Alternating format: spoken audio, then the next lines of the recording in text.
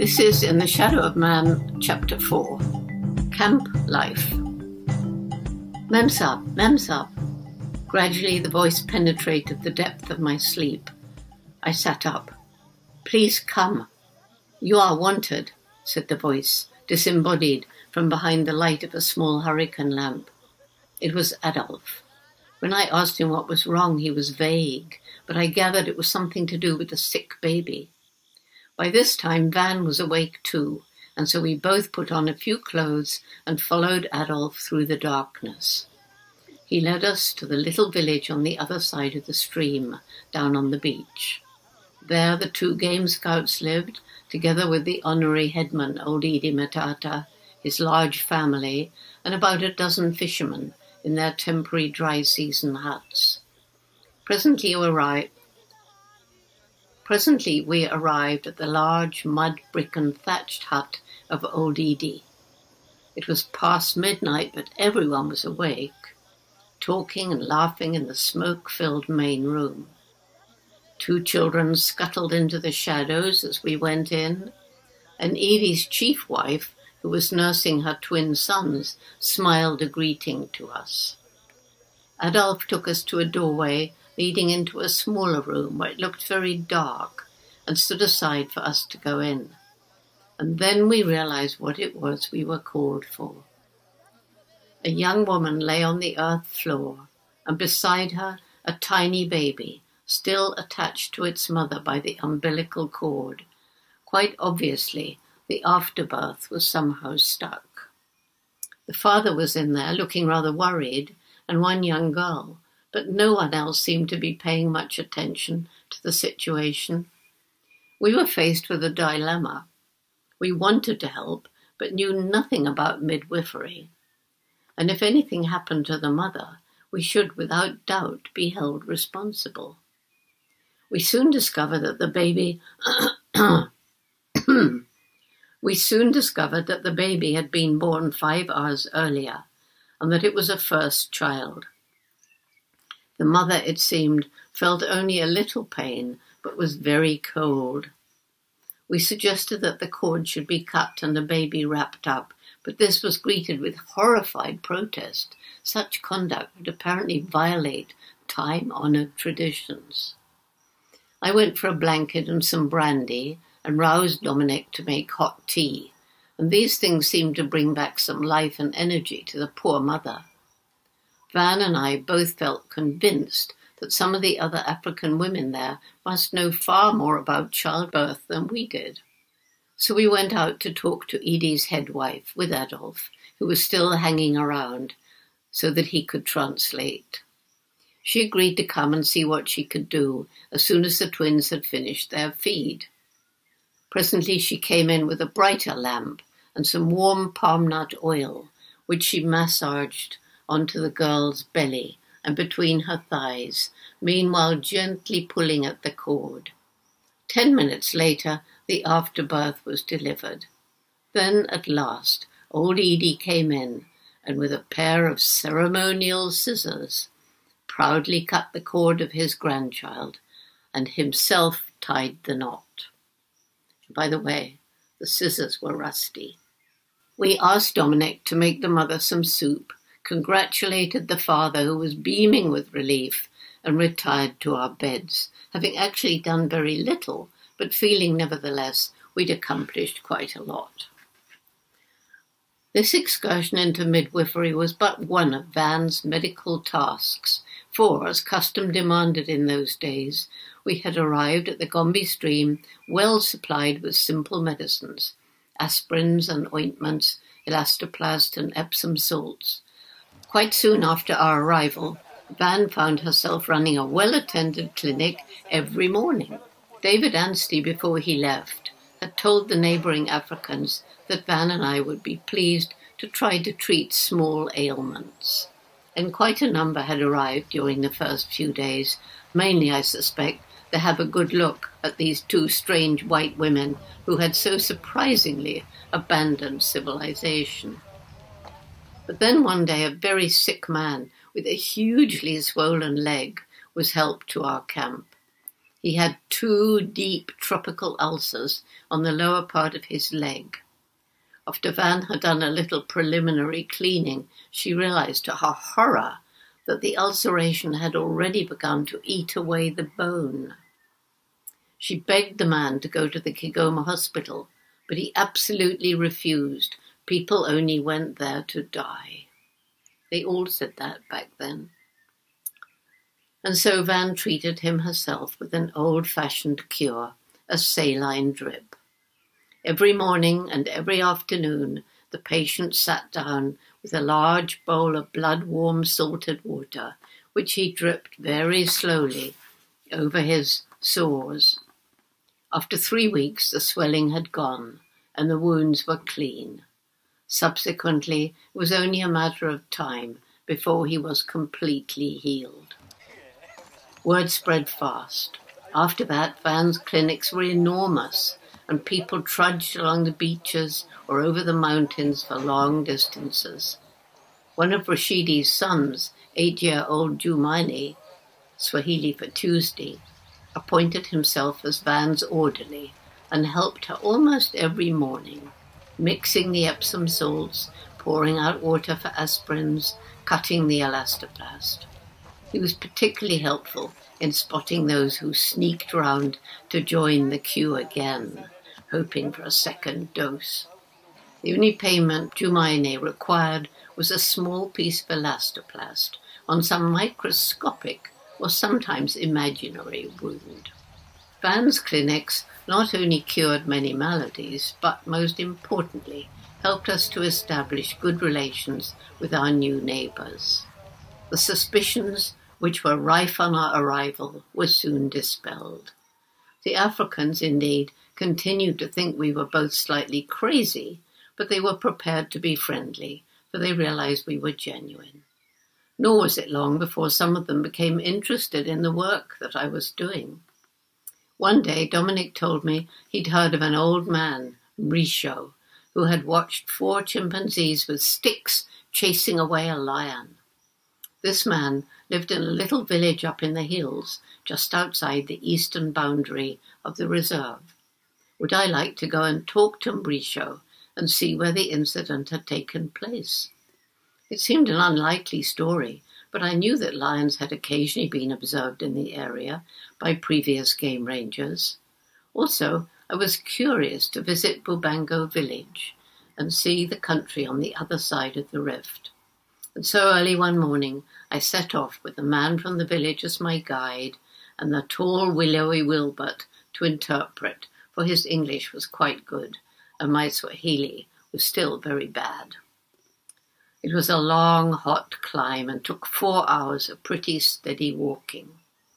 We passed a procession of African women walking down to the temporary fishing huts on the beach, balancing great bundles on their heads with graceful ease, and chattering and laughing like brightly coloured birds.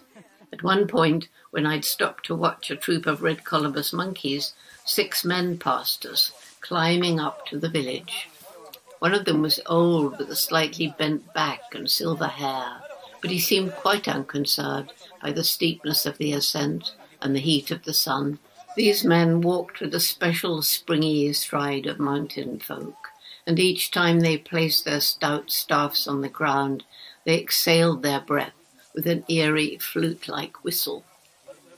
As we climbed higher, the countryside changed. More and more trees were festooned with feathery grey-green lichen of the upper slopes, and the open spaces were covered with short, springy grass, so that I was reminded of the Sussex Downs. From the top of the rift, the view was superb, and in those days, rolling forested country stretched away to the east as far as I could see. Today, much of the forest has been cleared, and African huts and cultivation have marched from all sides towards the boundary of the chimpanzee sanctuary. The village of Bubango sprawled below us, just on the other side of the mountain top. It was larger than I'd expected. There were groves of banana and palm trees clustered in the greenness of the valley, and on the slopes of the hillside, many patches of cassava. Cassava root ground into a fine white flour and subsequently cooked with water into a porridge is a staple diet in the area. The huts were mostly rather small and simple, with mud walls and thatched roofs, and a criss-cross of tracks, worn bare by the passage of countless human feet, led from the huts to the stream and to the patches of cultivation. Small children herded goats and sheep, and I even saw a few cows grazing here and there. The little hut of old Mbrisho stood off to the side of the main dirt track that wound down through the village from the top of the escarpment. He welcomed us in, gave us tea and some delicious doughy African cakes, and beamed widely as he told me the lion story in his slow, deep voice. Every so often his conversation was punctuated by a long drawn-out naam. It soon transpired that it was not Mbrisho who had seen the chimps and the lion, but some long-dead relative, so that I was none the wiser about that when I left.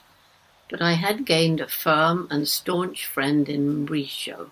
He never fails to bring a gift of eggs, carefully wrapped up in a piece of cloth, when he comes down the mountain to visit our camp. And when a man lives off the land and is old, a few eggs are a really valuable present, and one which we were proud to accept. Mbrisho, like most of the able-bodied men of the surrounding villages, was a fisherman until he retired. The principal catch is the small sardine-sized dagar, which is caught at night in orange or red-dyed nets, shaped like gigantic butterfly nets. Each canoe, manned by 2 fishermen, is equipped with 2 or more bright paraffin pressure lamps. The fish, attracted by the light, rise to the surface and are scooped up in the net. Whenever a big shoal is sighted, the fishermen start to sing, stamping with their feet, banging against the boat with paddle or net handle, and this apparently encourages the fish to rise. When fishing is good, it sounds as though all the human inhabitants for miles around are having a fantastic party on the lake, making it very difficult for us to sleep. When the bottom of a canoe is filled with fish, the catch is paddled back to the shore, where other men start spreading it out on special drying beds of fine gravel. If fishing is good, each canoe may return 2 or 3 times in a night, and the rising sun is reflected from millions and millions of tiny scales, so that the beaches seem changed to silver. During the day, the fishermen, or their wives or children, periodically work their way up and down the drying beds, prodding at the fish with long sticks, turning them so that the sun dries them evenly on both sides. And then, in the evening, the catch is gathered up into sacks, while the men who will go out fishing sit around their grass huts talking, and their women folk prepare the evening meal of ugali, or cassava porridge, mixed with dried dagar in red palm nut oil. When the moon is bright, the dagar are no longer attracted towards the lamps of the canoes, and during this period, the dried fish are taken to Kigoma for sale. Mostly they are loaded onto the small 30-foot motorized boats which ply up and down the lake shore. At the peak of the season, these water taxis, as we call them, are loaded with sack upon sack of fish, for the dagar industry is a profitable one. A great deal is sold locally, but even more is railed away to other parts of East Africa and to the great copper mines of Nyanza in the south. The fishermen who do not go to Kigoma return to their home villages to visit their families, and so for 10 days or so each month the beaches of the Gombe stream are deserted. At such times I loved walking along the lake shore when my work took me to some distant valley. In the early morning I occasionally met the lumbering shape of a hippo returning to the water after a night's feeding on the lush grass along the lake shore. Bush bucks and bush pigs often moved along the beaches between the valleys, and once I saw a small herd of buffalo looking huge and very black against the white sand. There was always a chance, too, of seeing some of the smaller animals, one of the mongooses perhaps, or a slender, dainty genet with its ringed tail, or a larger, thick-set civet cat. One evening, when I was wading in the shallows of the lake to pass a rocky outcrop, I suddenly stopped dead as I saw the sinuous black body of a snake in the water. It was all of 6 foot long, and from the slight hood and dark stripes at the back of the neck, I knew it to be a Storm's water cobra, a deadly reptile for the bite of which there was at that time no serum. As I stared at it, an incoming wave gently deposited part of its body on one of my feet. I remained motionless, not even breathing, I think, until the wave rolled back into the lake, drawing the snake with it. Then I leapt out of the water as fast as I could, my heart hammering. A few weeks before, I had encountered another cobra, one of the white-lipped variety, which, aiming for its victim's eyes, can spit venom from as far away as 6 feet and cause temporary or even permanent blindness.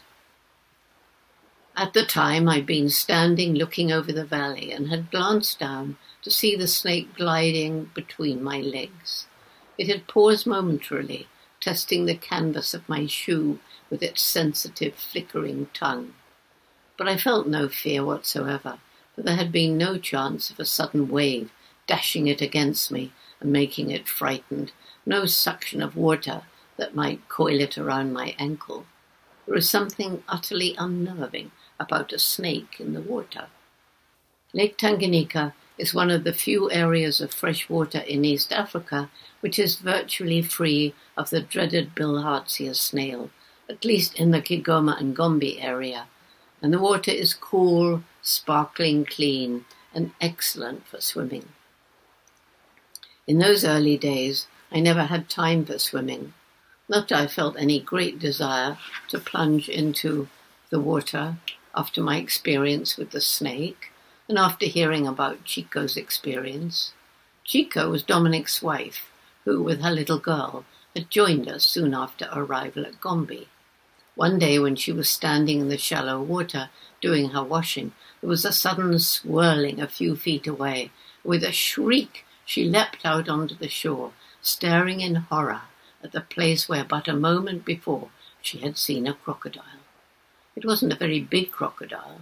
I had myself seen it a few times swimming in the lake, but I shouldn't have liked to meet it in the water. Chico's experience, however, became the joke of the moment. Every African I met for the next few weeks was laughing about the crocodile that tried to grab my cook's wife. Dominic himself, when he told me, laughed till the tears ran down his face.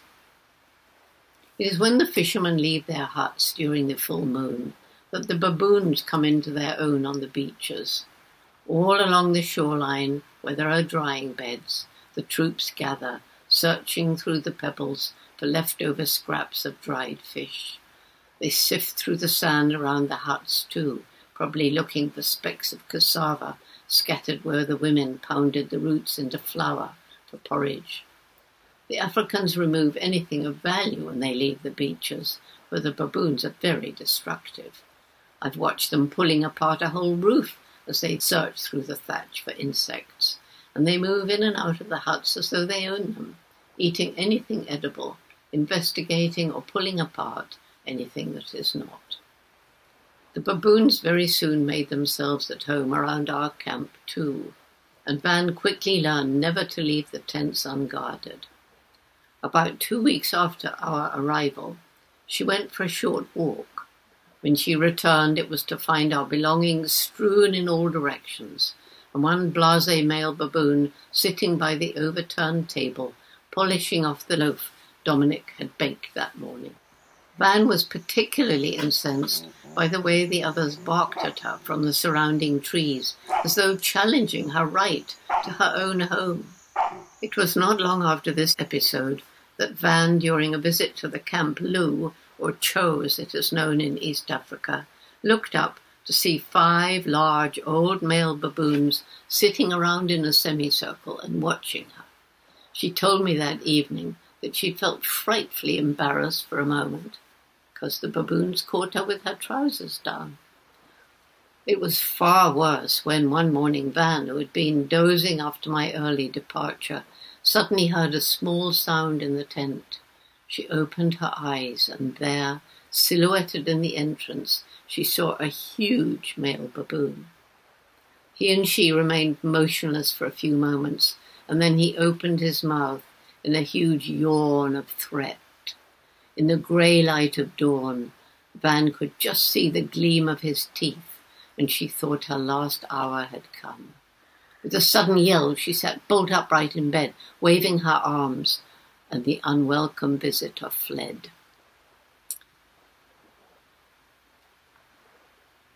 He was a horrible baboon, that one, an old male who took to hanging around our camp at all hours of the day, lurking in the undergrowth and dashing out whenever opportunity presented to steal a loaf of bread or some other item of food.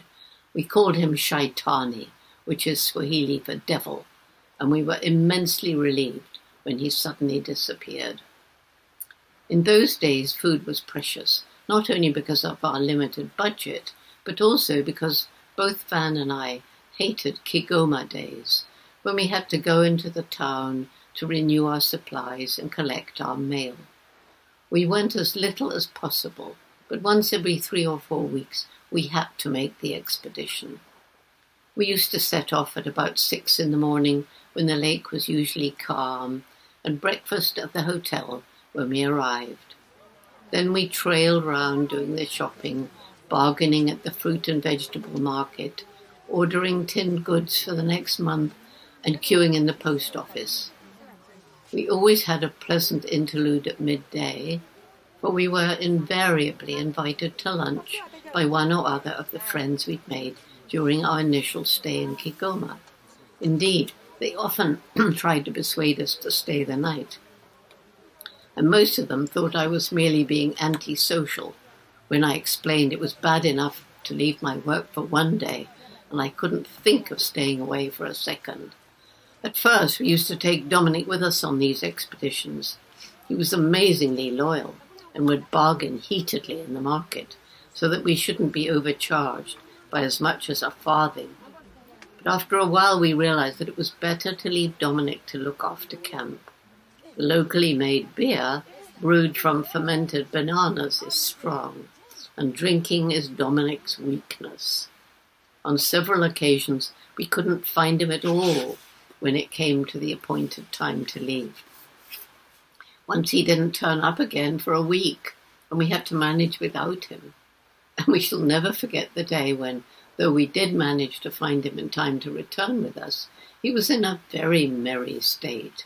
Laughing at nothing, he accompanied us to the boat, and half stepped, half fell in. He's an intelligent man, and often very amusing with a little drunk.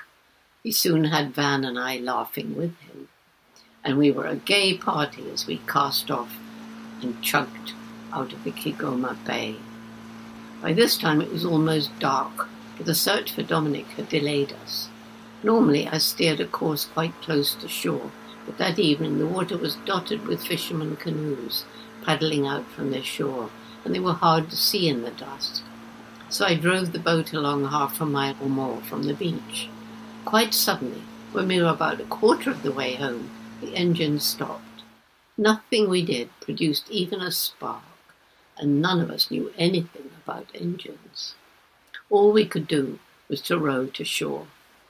Dominic announced proudly that he would row us in. Seating himself centrally, he seized the 2 oars, settled himself, and gave a mighty pull. He caught a whopping crab, and the next moment was lying flat out on top of one of the large baskets of fruit from the market. He couldn't get out for laughing. Eventually we hauled him back onto the seat, and I said that I would row. But this was too much for his sense of propriety. At least he must take 1 oar. For the next 10 minutes we proceeded to turn in small circles around his oar. Finally I persuaded him I could manage, that I loved rowing more than anything, and off we set. When we eventually reached the beach, we found to our delight that one of the water taxis was anchored there. A crowd of fishermen soon gathered around us, and before long the driver of the taxi was found. After much arguing, he agreed to transport us and our little boat back to camp. But Dominic was incensed at the price we were to be charged. Telling us to wait, he vanished into the night before we could stop him. We had a long wait, but we didn't want to leave without Dominic. Also, we were grateful to him for thinking of our purse, for it was indeed very slender. 30 minutes later, he returned with 4 stalwart Africans. These men, Dominic informed us, would paddle us home. They were friends of his, and they would only charge us a quarter of the price demanded by the motorized water taxi.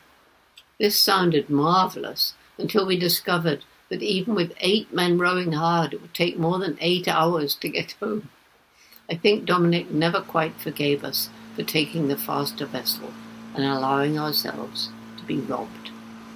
It was not long after this that Van, who had gone to Kigoma without me, had a much worse experience. Dominic was not with her, but the willowy Wilbert had asked to go in, as he wanted to do some shopping. He and Van parted in the morning and arranged to meet back at the boat at 5 o'clock. When he finally appeared half an hour late, Van's heart sank. He was another victim of Kigoma's banana beer. Wilbert, staggering slightly, swayed up to the boat and then, to Van's horror, pulled out a knife, which he waved around, whilst with staring eyes he began to mutter incoherently about death and revenge.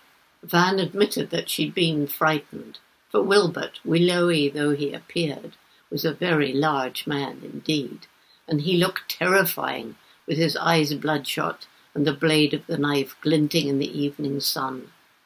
However, she kept her head, spoke to him quietly, and asked him to let her look after the knife in case he cut himself getting into the boat. To her surprise, he stared hard at her, and then a bewildered expression came over his face. He lurched towards her, handed her the knife, and without another word climbed into the boat. It was very quiet during the trip home. We never did discover what it was all about, and Wilbert never asked for his knife back. How lucky I was to have a mother like Van, a mother in a million. I couldn't have done without her during those early days. She ran the clinic and ensured the goodwill of my neighbours. She kept the camp neat. She pressed and dried for me the specimens of the chimps' food plants that I collected. And above all, she helped me to keep up my spirits during the depressing weeks when I could get nowhere near the chimps. How nice it was to come back in the evening and find a warm welcome. How pleasant to be able to discuss the events of the day, frustrating or exciting, over the fire during supper, and to hear the gossip of the camp. Van put up with the most primitive conditions, without a murmur. We lived in those early days on baked beans, corned beef, and other tinned meats and vegetables. We had no refrigerator. We bathed at night in a tiny canvas tub, supported at each corner by a wooden frame and filled with a few inches of water. Too hot when one got in, and cold when one got out a few moments later. Sometimes giant hairy spiders took refuge in our tent, and twice Van woke up in the morning to see the flattened, evil-looking body of a deadly giant centipede clinging to the roof of the tent above her bed. And as if all this wasn't enough, there was something in the water that disagreed with Van's never-strong stomach, so that she seldom, if ever, felt 100% fit. 5 months after our arrival, Van had to return to England. The authorities in Kigoma no longer worried about me being on my own. I was, by then, part of the Gombe stream landscape, and thanks to Van's clinics, I enjoyed excellent relationships with the local inhabitants. Just before Van left, we were joined by Hassan, our old friend from Lake Victoria. We were overjoyed to see him. Van was able to go, knowing I was in reliable hands. Hassan would drive the little boat and do the awful Kigoma days on his own. And if anything happened, Hassan somehow would cope. For Hassan had often proved himself in times of crisis during his 30 years with Lewis. My fire seemed lonely when Van had gone. Even Terry the toad, who had become our nightly companion, served only to remind me of the times Van and I had laughed at him together as he gorged himself on the insects around the lamp.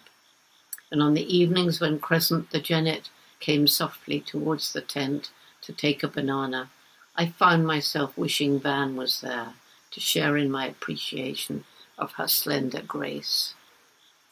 As the weeks passed, however, I accepted aloneness as a way of life, and I was no longer lonely. I was utterly absorbed in my work, fascinated by the chimps, too busy in the evenings to brood.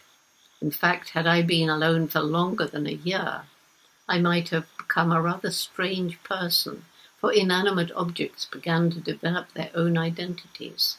I found myself saying, "Good morning," to my little hut on the peak, "Hello," to the stream where I collected my water. And I became immensely aware of trees, just to feel the roughness of a gnarled trunk or the cold smoothness of young bark with my hand filled me with a strange knowledge of the roots under the ground and the pulsing sap within. I longed to be able to swing through the branches like the chimps, to sleep in the treetops, lulled by the rustling of the leaves. In particular, I loved to sit in the forest when it was raining, and to hear the pattering of the drops on the leaves, and feel utterly enclosed in a dim twilight world of greens and browns and dampness. End of chapter 4.